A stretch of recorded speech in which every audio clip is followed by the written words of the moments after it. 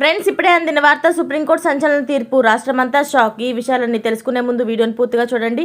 అప్పుడే మీకు పూర్తిగా అర్థమవుతుంది. అదేవిధంగా చాలామంది సబ్స్క్రైబ్ చేసుకోకుండా వీడియోని చూస్తున్నారు. దయచేసి సబ్స్క్రైబ్ చేసుకోండి.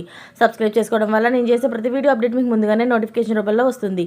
అదేవిధంగా లైక్ చేయడం మర్చిపోతున్నారు. దయచేసి లైక్ చేయండి. లైక్ చేయడం వల్ల ఇటువంటి ఇంపార్టెంట్ ఇన్ఫర్మేషన్ చాలామందికి రీచ్ చేసిన వాళ్ళు అవుతాం. ఇక లేట్ చేయకుండా వీడియోలోకి వెళ్ళిపోతాం. విద్యుత్ కమిషన్ చైర్మన్ను మార్చాలంటూ సుప్రీంకోర్టు రాష్ట్ర ప్రభుత్వానికి సూచన ఇచ్చింది. చైర్మన్ను మార్చేందుకు రాష్ట్ర సర్కారు అంగీకారం తెలిపింది. రాష్ట్రంలో జరిగిన విద్యుత్ ఒప్పందాలు, కొనుగోలు, యాదాద్రి భద్రాద్రి ప్లాంట్లపై విచారణ కోసం ప్రభుత్వం ఏర్పాటు చేసిన విద్యుత్ కమిషన్ను వ్యతిరేకిస్తూ టీఆర్ఎస్ చీఫ్ కేసీఆర్ సుప్రీంకోర్టులో పిటిషన్ దాఖలు చేసిన సంగతి తెలిసిందే. ఈ పిటిషన్పై మంగళవారం chief justice DY Chandrachud, justice JB Pardiwala, justice Manoj మిశ్రాతో కూడిన త్రిసభ ధర్మాసనం విచారణ చేపట్టింది. కేసీఆర్ తరపున న్యాయవాది, అలాగే రాష్ట్ర ప్రభుత్వం తరపున న్యాయవాది కూడాను వాదనలు వినిపించారు. ఇరుపక్షాల వాదనలను విన్న ధర్మాసనం కమిషన్ చైర్మన్ అయిన నరసింహారెడ్డి తీరును తప్పుపట్టింది. విచారణ పూర్తి కాకముందే ఆయన ఓ అభిప్రాయానికి ఎలా వస్తారని ప్రశ్నించింది.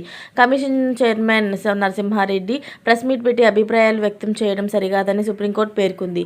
విద్యుత్ కమిషన్ చైర్మన్ను మార్చాలంటూ రాష్ట్ర ప్రభుత్వానికి సూచనలు ఇచ్చింది. అయితే మధ్యాహ్నం 2 గంటలకు కమిషన్ చైర్మన్గా మరో పేరును వెల్లడిస్తామని రాష్ట్ర ప్రభుత్వ తరపు న్యాయవాదులు సుప్రీంకోర్టుకు తెలిపారు. ఇలాంటి లేటెస్ట్ అప్డేట్స్ అన్ని మీరు ముందుగా పొందాలి అనుకుంటే ఛానల్ని సబ్స్క్రైబ్ చేసుకోండి. అలాగే పక్కనే ఉన్న గంట సింబల్ని క్లిక్ చేయడం మర్చిపోకండి. Thanks for watching friends.